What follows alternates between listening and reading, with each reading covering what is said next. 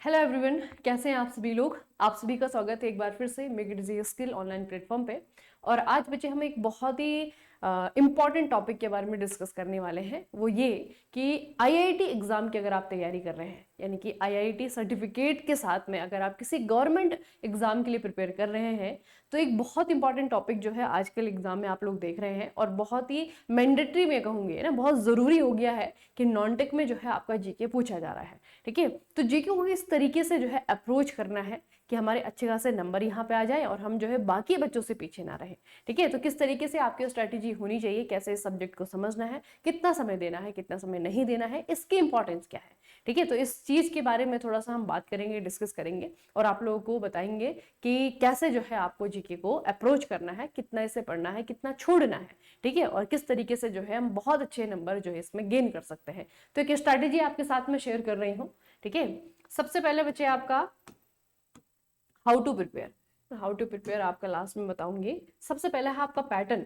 जितने भी आपके बच्चे आईटीआई एग्जाम है, जितने भी आपके आईटीआई एग्जाम है ना, जितने भी आपके, चाहे हम पीएसयू को देख लें, इसमें बेसिकली क्या है, जैसे आपका सबसे इंपॉर्टेंट है आरआरबी, जिसके लिए आप फोकस करते हैं, आपका हो गया आरआरबी, है ना। आरआरबी के एग्जाम्स है। उसके बाद में बच्चे आपका आरआरबी को अगर हम साइड रखें तो फिर आपके आते हैं पीएसयू के एग्जाम, है ना। पीएसयू के एग्जाम है, तो ये आपके पीएसयू के एग्जाम है। फिर आपका आता है स्टेट लेवल। स्टेट लेवल जो है आपके पीएसयू हो गए, या स्टेट लेवल पे जो है आपका कमीशन जो आपके होते हैं उनके एग्जाम हो गए। ठीक है, तो लगभग जो है आप तीनों ही जगह, क्योंकि इन्हीं की भरमार सबसे ज्यादा रहती है, आरआरबी को अगर देख लें, किसी पीएसयू को अगर आप एग्जाम देख लें, या फिर जो है आपका किसी स्टेट लेवल का कोई एग्जाम होता है, स्टेट कमीशन को एग्जाम होता है, वहां पे आईआईटी की जो है आपकी वहां पे जो है आपकी आईटीआई के लिए वैकेंसीज आती हैं। तो यहाँ पे बच्चे आपका और एक आता है आपका पीएसयू नहीं, एक आपका आता है बच्चे इसरो।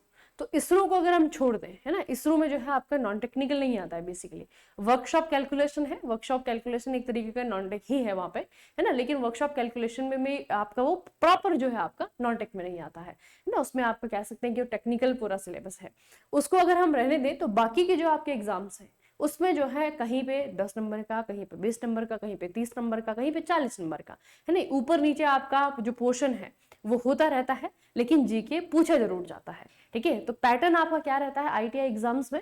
सबसे पहले बच्चे आपका जो पैटर्न है ना, वो है आपका दो तरीके से। आपको दो चीजें आपको तैयार करनी होती है। एक तो आपका स्टैटिक वाला पोर्शन हो गया, स्टैटिक जीके। ठीक है, स्टैटिक जीके, स्टैटिक वाला जो पोर्शन है वो आपको तैयार करना पड़ता है। और दूसरा जो है आपका करंट अफेयर। ठीक है, दूसरा जो है आपका करंट अफेयर। बाकी पैटर्न तो लगभग जैसे एमसीक्यू फॉर्मेट में ही आपके क्वेश्चन पूछे जाते हैं, है ना। और जो टोटल मार्क्स है वो आपका वेरी करता है, हर एग्जाम में जो है अलग अलग है। कहीं पे जो है आपका 40 नंबर का, कहीं पे आपका 20 नंबर का, कहीं पे 30 नंबर का, इस तरीके से जो है आपका वो एग्जाम वाइज जो है आपका ऊपर नीचे होता रहता है ना। लेकिन आता जरूर है। फिर आपका नेगेटिव मार्किंग भी आपकी होती है। ठीक है, अब क्या है कि पैटर्न में अगर अभी तक हम देखें, जब से हम आईटीआई एग्जाम्स के लिए प्रिपरेशन करवा रहे हैं, तो बच्चे पैटर्न जो है मुझे लगातार सेम देखने को मिला है। ठीक है, स्टैटिक जीके इंपॉर्टेंट है, आपका करंट अफेयर इंपॉर्टेंट है।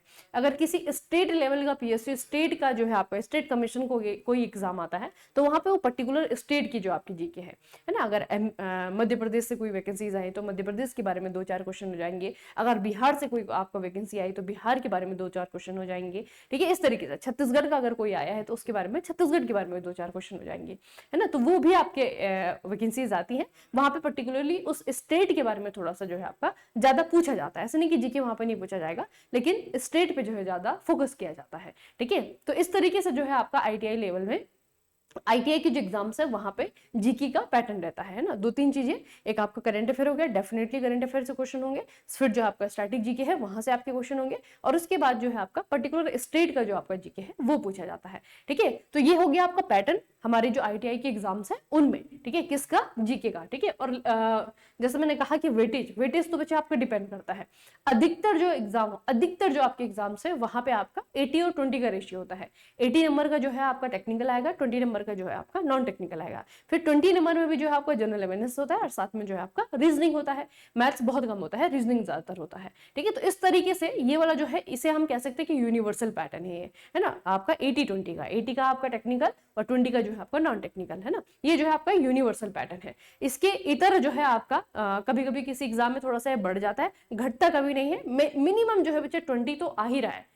हर एग्जाम में 20 जो है आपका वो मिनिमम जो है जीके का पूछ ही रहा है ना। ये आपका बढ़ जरूर सकता है, घटता नहीं है कभी भी, है ना। कहीं पे 30 हो जाता है, कभी 25 हो जाता है, कहीं पे जो आपका 40 हो जाता है, इस तरीके से, ठीक है। तो वेटेज जो है इसकी बढ़ती जाती है, वो एग्जाम टू एग्जाम, है ना, डिपेंड करता है कि कौन सा एग्जाम है।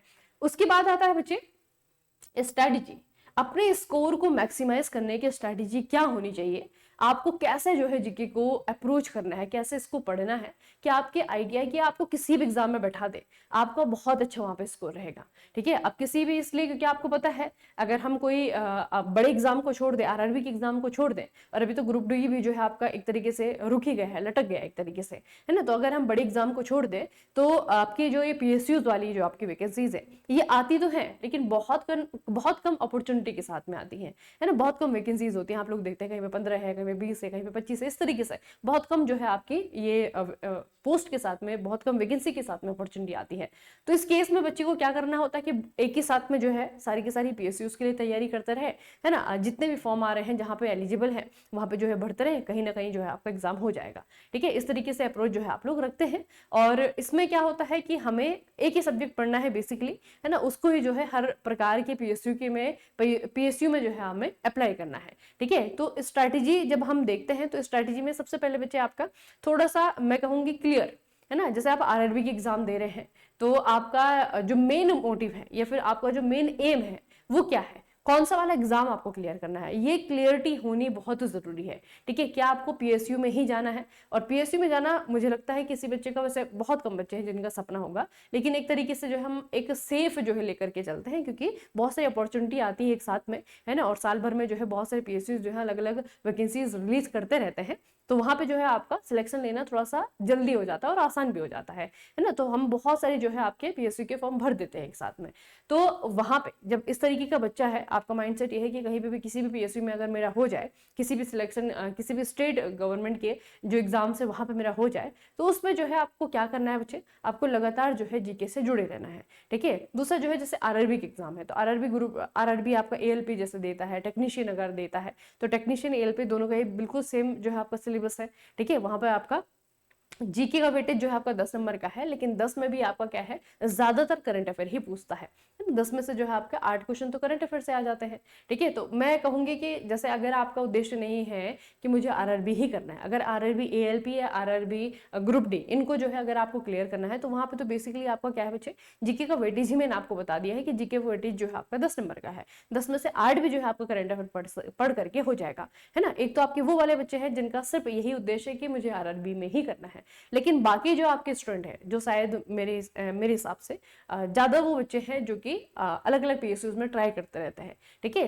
तो आप लोगों को किस तरीके से जो है जीके के लिए अप्रोच करना है, स्टैटिक जीके के भी क्वेश्चन आते हैं, करंट अफेयर के भी क्वेश्चन आते हैं, ठीक है। तो क्या करना है इसके लिए, तो बच्चे मैं सबसे पहले आपको कहूंगी जो सबसे इंपॉर्टेंट चीज आपका है ना, करंट अफेयर की बाद में बात करेंगे, सबसे पहले स्टैटिक के लिए जो रामबाण तरीका मैं आपको बताऊंगी वो है बच्चे आपके प्रीवियस ईयर क्वेश्चंस, ठीक है। प्रीवियस ईयर क्वेश्चंस, किसके प्रीवियस ईयर क्वेश्चन हम देखें, बड़े एग्जाम्स के नहीं, ठीक है, आईटीआई लेवल के। अब आईटीआई लेवल में जैसे बच्चे आपका आरआरबी आ जाता है, ठीक है, आरआरबी का वो ग्रुप डी हो सकता है, वो आपका एएलपी हो सकता है, वो आपका टेक्नीशियन हो सकता है ना। इनके जो आपके एग्जाम्स हुए हैं रिसेंट ईयर में, इनके क्वेश्चन आपको करने ही करने हैं, ठीक है। इनके क्वेश्चन जो है आपको करने ही करने, ये आपका आरआरबी के एग्जाम।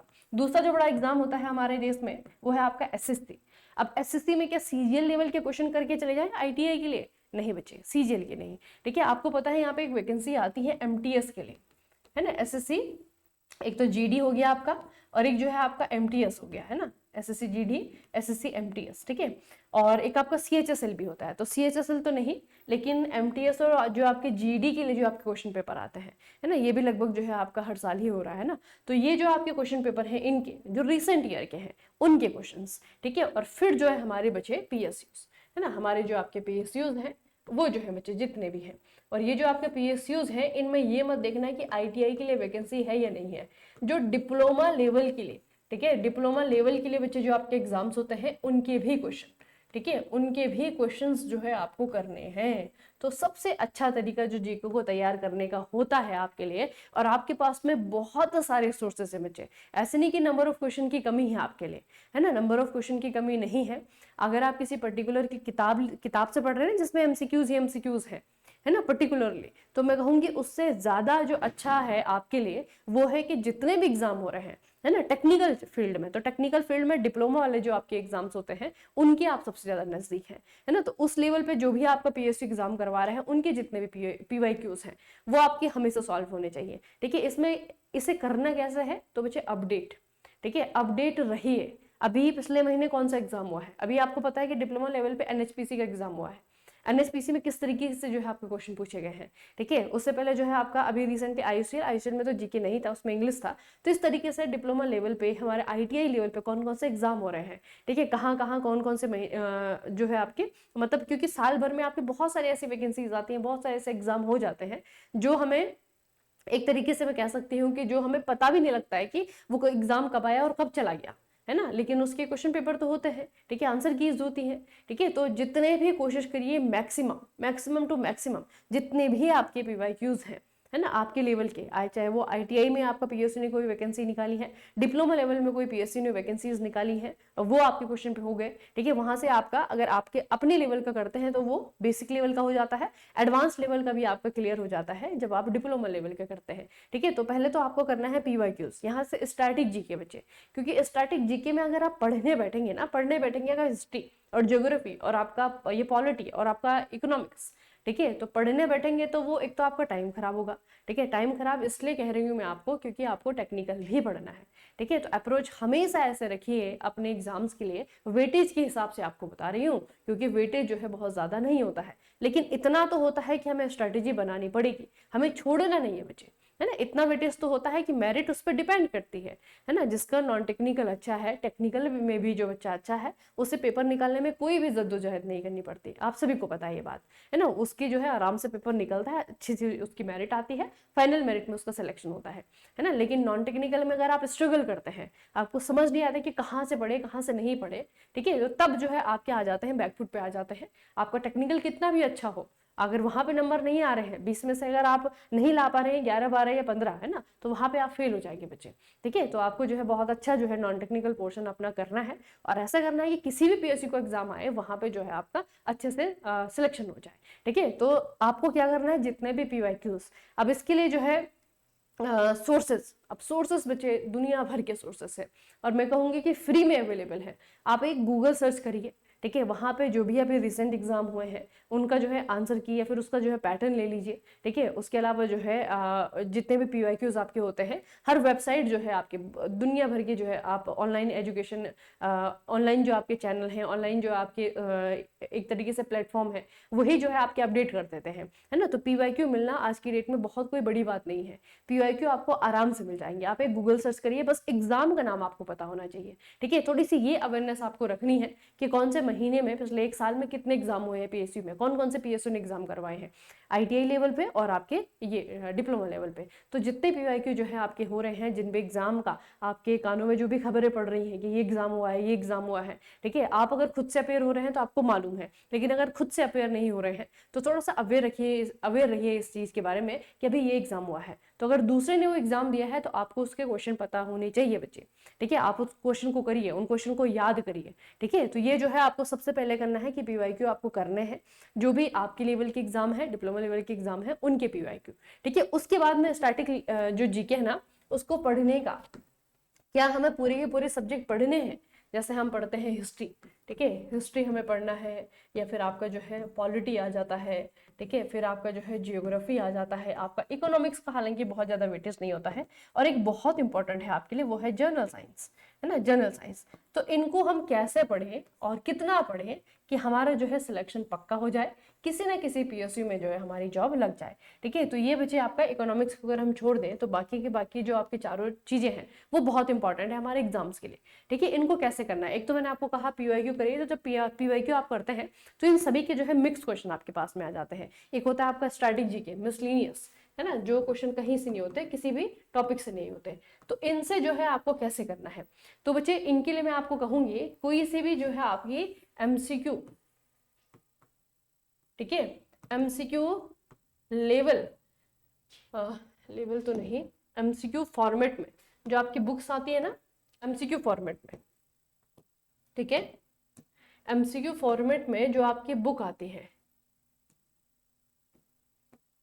एमसीक्यू फॉर्मेट में जो आपकी बुक्स आती है, और उसमें आपको क्या होता है, topic wise, chapter wise, chapter wise जो है आपके क्या दिए रहते हैं, चैप्टर वाइज जो है आपके क्या होते हैं उसमें, चैप्टर वाइज उसमें एमसीक्यू होते हैं, ठीक है, उनको करते जाइए। आपको थ्योरी पढ़ने की जरूरत नहीं है बहुत ज्यादा, ठीक है, थ्योरी पढ़ने की जरूरत नहीं है। जैसे पर्टिकुलरली आप लोगों ने देखा होगा कभी पर्टिकुलरली, जैसे अभी MOIL का जो है आपका नोटिफिकेशन आया है, उसके लिए आप तैयारी कर रहे हैं, ठीक है, तो पर्टिकुलरली अगर आप किसी बैच से जुड़े हुए हैं, है ना, किसी भी हमारे बैच से जुड़े हुए हैं, तो जब भी चाहे टेक्निकल बैच से आप लोग जुड़ते हैं तो उसमें नॉन टेक आपको दिया जाता है।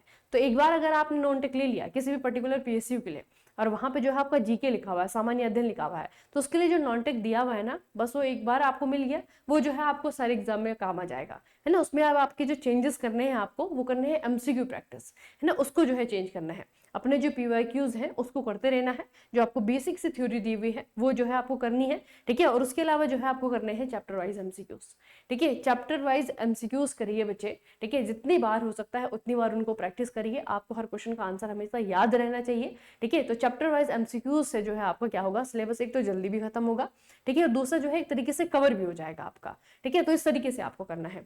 और ये अगर PSUs में कहीं पे भी ज्यादा नहीं है, जैसे कि अभी NMDC का फॉर्म आया था, तो NMDC ने जो है आपका क्लियरली, NMDC में जो है आपका लोकल GK पूछा जाता है, ठीक है, तो उसके लिए बेसिकली आपको अलग से कोर्स परचेज करने की जरूरत है, क्योंकि उसमें लोकल GK है। तो हमें पर्टिकुलरली छत्तीसगढ़ पे फोकस करना था, तो छत्तीसगढ़ के बारे में हमने पढ़ा, ठीक है। अगर वहाँ पे मान लीजिए वहाँ पे नहीं होता लोकल GK, तो अगर GK है और फिर जो है आपका, जैसे आपका ये नेवी ट्रेड्समैन स्किल का एग्जाम है या फिर MOIL का एग्जाम है, तो जो आपका NMDC में GK है वही आपका सब जगह काम आ जाता है ना। लेकिन अगर पर्टिकुलरली अलग से आपका लिखा हुआ है कि छत्तीसगढ़ का GK है, मध्य प्रदेश का GK है, तब वो आपका अलग होगा।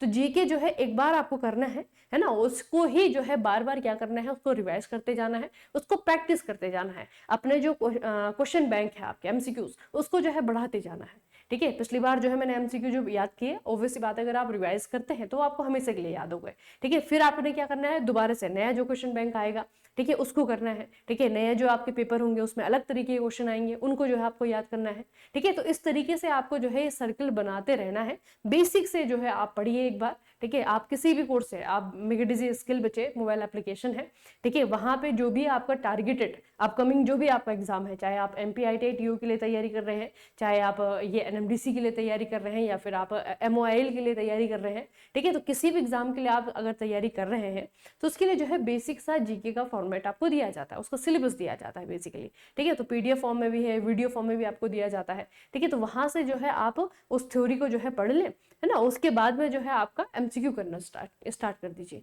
ठीक है। MCQ में सबसे अच्छा होता है बच्चे कि आपका कोर्स जो है आपको ज्यादा समय देने की जरूरत नहीं है ना, कोर्स जो है आपका समय पे खत्म हो जाएगा, सिलेबस जो है आपका टाइम पे कवर हो जाएगा, ठीक है। तो MCQ पे बहुत ज्यादा फोकस आपको करना है कि MCQ हमें करने हैं, PYQ हमें करने हैं, और उसके बाद में जो है आपका प्रैक्टिस करनी है, ठीक है। तो यहाँ से जो है आपका क्या होगा, स्टैटिक वाला जो पोर्शन है उसके लिए जो है आप तैयार रहेंगे। उसके बाद आता है बच्चे आपका CA करंट अफेयर।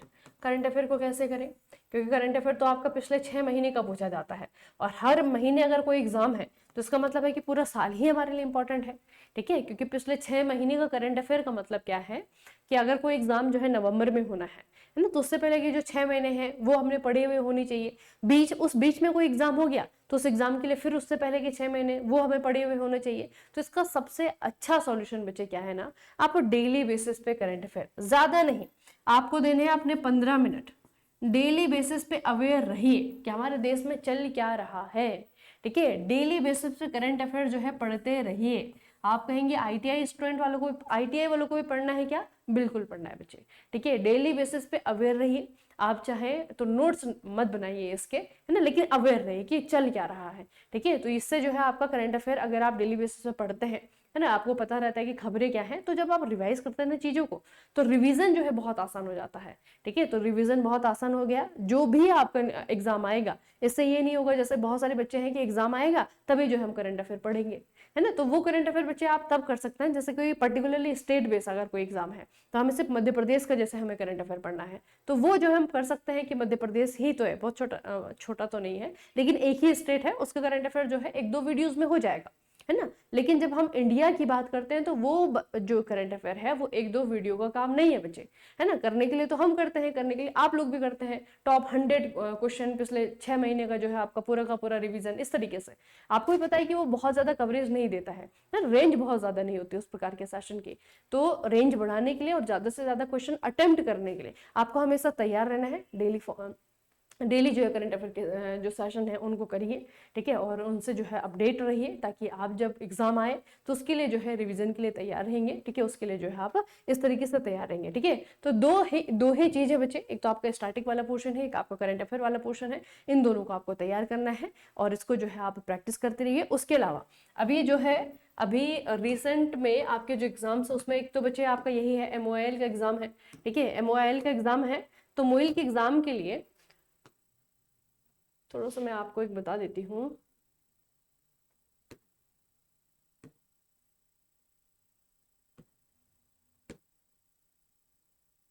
देखिए,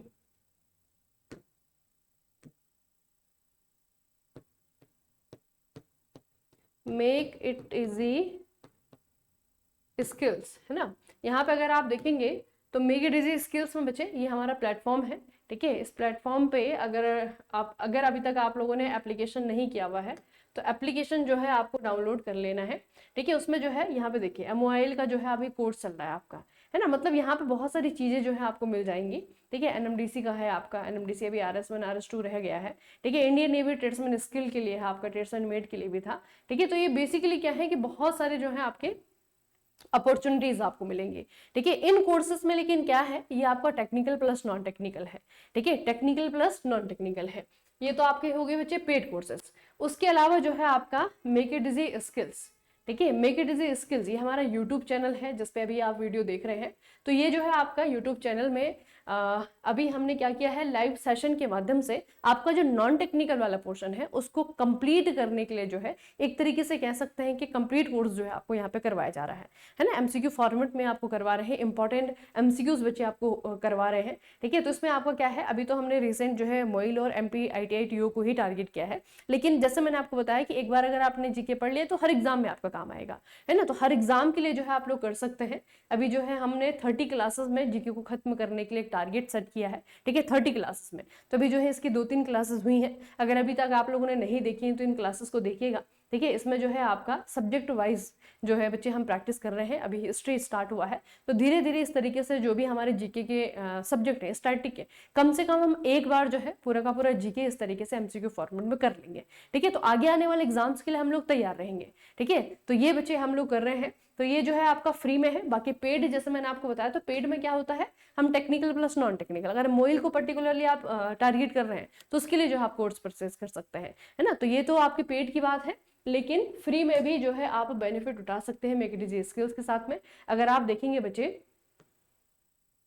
देखिए आपका अतुल सर की क्लासेस यहाँ पे चल रही है रीजनिंग की, ठीक है। उसके अलावा जो है आपका यहाँ पे सामान्य ज्ञान के लिए 30 क्लासेस में हमने क्या किया हुआ है, 30 क्लासेस में पूरा सिलेबस जो है खत्म करने के लिए एक टारगेट सेट किया हुआ है। तो 30 क्लासेस में जो है आपका जो ITI का सिलेबस है, ITI एग्जाम के लिए जो आपका GK का सिलेबस है वो हम खत्म करने की कोशिश कर रहे हैं, ठीक है। तो आई होप अगर आप खुद से भी पढ़ रहे हैं तो खुद से आपकी स्ट्रैटेजी जो है वो बनी हुई होनी चाहिए कि मुझे इस तरीके से जो है आपका GK पढ़ना है, इस तरीके से मुझे एग्जाम क्लियर करना है, ठीक है। आप रीजनिंग के क्लासेस देख सकते हैं, आप जो है आप ITI की जो ये GK की जो क्लासेस है उसे आप कर सकते हैं, ठीक है। तो दोनों ही आपके पास में ऑप्शन है, पेड भी और आपका जो है फ्री भी, ठीक है। तो यूट्यूब चैनल से जो है आप फ्री में तैयारी कर सकते हैं, और पेड अगर आपको करना है तो वो जो है आप मेक इट इजी स्किल जो मोबाइल एप्लीकेशन है वहां से कर सकते हैं, ठीक है। और अगर अभी तक आप लोगों ने चैनल सब्सक्राइब नहीं किया है तो चैनल को सब्सक्राइब जरूर कर देना, ठीक है। चलिए फिर आज के सेशन को यहीं पे समाप्त करते हैं, मिलेंगे फिर किसी और इन्फॉर्मेटिव सेशन में। तब तक के लिए पढ़ते रहिए, बढ़ते रहिए, अपना खूब सारा ख्याल रखिएगा। आप सभी का बहुत बहुत धन्यवाद।